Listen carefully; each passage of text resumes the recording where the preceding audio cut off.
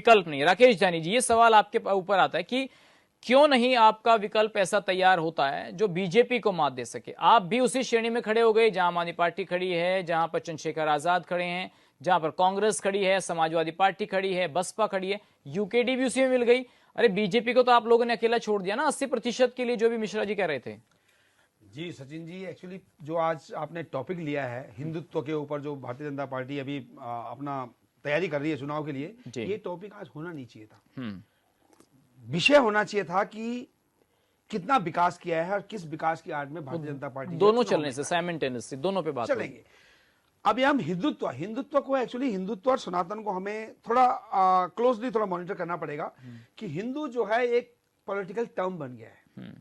जैसे पॉलिटिकल, जैसे राजनीतिक इस्लामीकरण, क्रिश्चियनिटी, उसी टाइप में हिंदुत्व को भी एक जाति विशेष में लेके भारतीय जनता पार्टी उसको लेके चल रही है। एक पोल में लाकर खड़ा कर दिया। और भारतीय जनता पार्टी का मकसद, क्योंकि वो बहुत मजबूत पार्टी है, उसका बूथ लेवल तक बहुत स्ट्रॉन्ग। सर, मजबूत करने के लिए उन्होंने कितना संघर्ष किया उसको तो देखिए। बिल्कुल किया है, और हम लोगों ने उन पे अति विश्वास किया है। उन्होंने जो झूठी एक फ्रेम बना के, चाहे वो कांग्रेस के खिलाफ बनाया या जो भी रीजनल पार्टीज थी उनके खिलाफ बनाया, और हम उनकी बातों में आए और उनकी बातों में आगे हमने जो अंधभक्त टाइप के बने थे। राकेश जी, आप कह रहे झूठा नैरेटिव पेश किया। एक बात बताइए, जब वो कहते हैं वंदे मातरम बोलो, विपक्ष के नेता कहेंगे नहीं वंदे मातरम नहीं बोलेंगे हम, भारत माता की जय नहीं बोलेंगे हम, तो सर वहां दिक्कत नहीं है क्या? आप तो खुद बीजेपी को मुद्दा दे रहे हैं। आप वो कहते हैं भारत माता की जय बोलो, मुस्लिम्स भी बोलें, सब बोलें, तो बोलिए कि 4 बार बोलिए आप, तो बीजेपी सत्ता में कैसे आ जाएगी? वो सनातन पक्ष में कैसे? जब नहीं बोलेंगे तो आप लोग मौका दे रहे हैं ना उनको ये बात करने का। कांग्रेस पार्टी की तरफ से भी कमियां रही हैं, क्योंकि कांग्रेस एक बड़ी नेशनल पार्टी है, एक टाइम में बहुत इसका अपना वर्चस्व था, लेकिन कुछ कमियां उस पार्टी की। चलो यूकेडी, हम लोग छोटी पार्टी है, अभी अगर हम लोग कुछ मुद्दा लेके भी जाते हैं तो उसका इंपैक्ट इतना बड़ी पार्टी पर पड़ता नहीं है। ये रिस्पॉन्सिबिलिटी कांग्रेस को भी लेनी चाहिए थी उस समय। और भारतीय जनता पार्टी तो मोल तोल करके देख रही है कहां मेरा फायदा है। अभी अगर उनको लगा कि थोड़ा मुसलमान थोड़ा बढ़ गए या कोई जाति विशेष थोड़ा आगे आ गए, तो वो अपना ट्रेंड चेंज करके वो उस तरफ भी चले जाएंगे। और आजकल उन्होंने शुरू कर दिया है, क्योंकि हिंदुत्व जो है उनकी राजनीति को, भारतीय जनता पार्टी की राजनीति को समझ चुकी है। अब उनको भी लग रहा है भारतीय जनता पार्टी को कि हिंदुत्व के बेस में हम चुनाव नहीं जीत सकते हैं। इसलिए आज उत्तराखंड के अंदर उन्होंने, यमकेश्वर में भी एक गांव है, कोई कुनाव गांव, वहां जो है उन्होंने मदरसा खोलना शुरू कर दिया। तो वो हाथ पांव मार रहे हैं। और अगर मुसलमानों को अच्छी पॉलिटिक्स कर रहे हैं उत्तर प्रदेश का, देश के अंदर, वो जानते हैं, वो जानते हैं ये राजनीति। लेकिन कांग्रेस और विपक्षी अभी समझ नहीं पा रहे हैं। उनको यानी जी, आप लोग क्यों नहीं समझ रहे हैं ये बात कि उत्तराखंड में आपके पास जब वोट देने जाएगा बीजेपी के से नाराज होकर हिंदू, तो फिर वो कहां जाएगा? बिल्कुल, इस बार सारा नाराज हिंदू जो है उत्तराखंड क्रांति दल के पास आने वाला है, क्योंकि हम गांव गांव घूम रहे हैं, हमें पता है।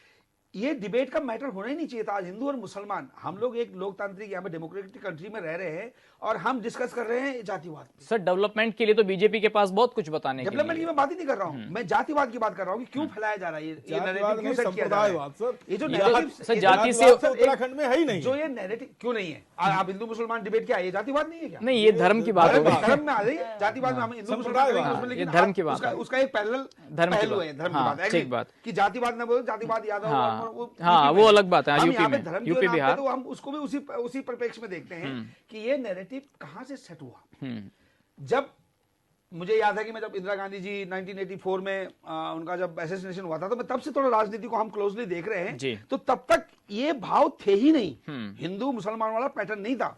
लेकिन जैसे जैसे बीजेपी थोड़ा स्ट्रांग होती गई, उन्होंने स्टेट वे 100% डिक्लेयर कर दिया कि कांग्रेस आज जो सर, ये तो बहुत पहले से होता है। आपको धर्म के नाम पर देश बट गए, और 1971 में आप देख रहे हैं बांग्लादेश बन गए। सर, वो तो पहले से चलता हुआ आ रहा है। ये कह सकते हैं कि आप उस दौर में, वो 10 साल इंदिरा गांधी के, आप कह सकते हैं that was not internal aggression, it was external aggression था। वो पाकिस्तान के साथ या चाइना के साथ हमारे युद्ध हुए थे, उसमें वो बातें हुई थी। लेकिन जब किसी मुस्लिम देश के साथ हमारी लड़ाई होगी, तो हम आप हमारे घर में, हमारे यहाँ तो 1950 से पहले से मैं लोग देखता हूँ कि हमारे गांव बसे हुए, क्या हम उनको मार देंगे?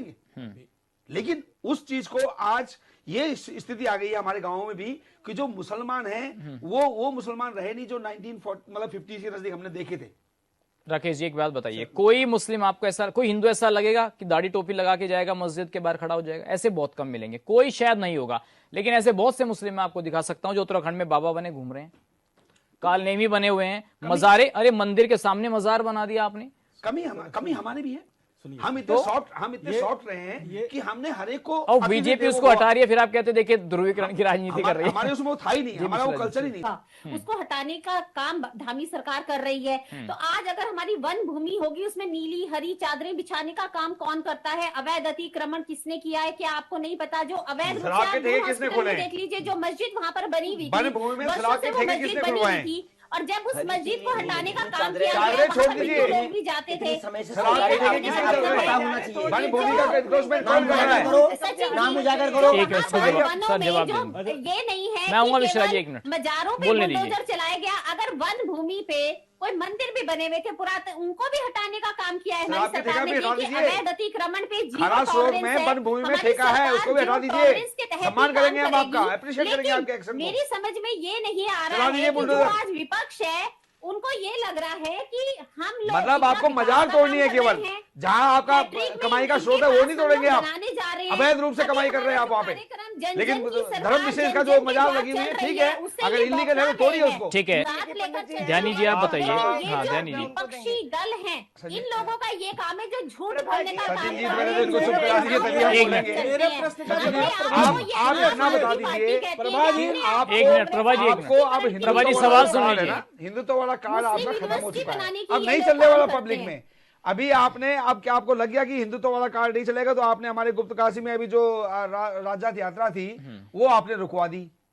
आपको पता है कि हिंदू आपके अगेंस्ट में है, तो आप आप हिंदुओं कह को रहे हैं दबाने की कोशिश ना, कर जानी रहे जी, हैं। आप कह रहे हैं कि नहीं चलने वाला। देखिए, मैं तो अभी 2 रिजल्ट्स बताऊंगा सर एमसीडी में, वहां देख लीजिए मुंबई में क्या हुआ, बीएमसी में। आज तो इसके अलावा आप देख आज तो लीजिए लोगों- बिहार में लोगों के कोई मन ये में- आकलन नहीं कर रहा था कि लेकिन- पूर्ण बहुमत से एनडीए आ जाएगा। आपकी बात से बिल्कुल चल रहा है वो तो कार्ड। आज लोगों की धारणा ये बन चुकी है कि हम चुनाव नहीं, हम वोट नहीं भी करेंगे तभी बीजेपी जीतेगी। खराब हो जाए।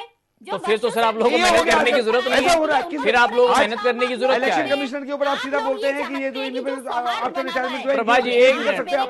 प्रभा जी, एक मिनट। आप प्रभा जी, भारतीय जनता जी, पार्टी ही, भारतीय जनता पार्टी का जो नेतृत्व आपका दिल्ली में है, एक मिनट, एक-एक करके। आज विपक्ष के बाद कोई मुद्दा नहीं है, ये किसी भी तरह हाँ, अराजकता मुद्दा आप लोगों के माहौल पास है कि आप फैला इलेक्शन करके कमीशन एक के ऊपर अपनी क्लीन चिट राजनीति दे दो उनको चमकाने कि के आप लिए इनके लोग ऊपर केस में बात सर कर एक रहे बात हैं। बताइए ध्यानी इलेक्शन जी, एक मिनट मिश्रा जी, भारतीय अगर जनता इलेक्शन पार्टी की कमीशन ही बात सब है। कुछ कर रहा है, फिर विपक्षी पार्टियों को क्या दिक्कत है? भाई आप घर बैठ जाइए, ठीक है, इलेक्शन कमीशन वही हो रहा है। वही हाँ। आप कैसे भी आप 90% वोट कांग्रेस को तो देख जाएंगे, बीजेपी को यही हो रहा है। लोगों की धारणा बन चुकी है। अब टेक्निकली कितना सच है हम नहीं बोल सकते, लेकिन ये धारणा मन में है, आज मेरी भी है। सर कितनी कि अगर शिकायतें महाराष्ट्र में कितनी जो चुनाव शिकायतें हुआ है, सुप्रीम कोर्ट में जा रही बिहार हैं? में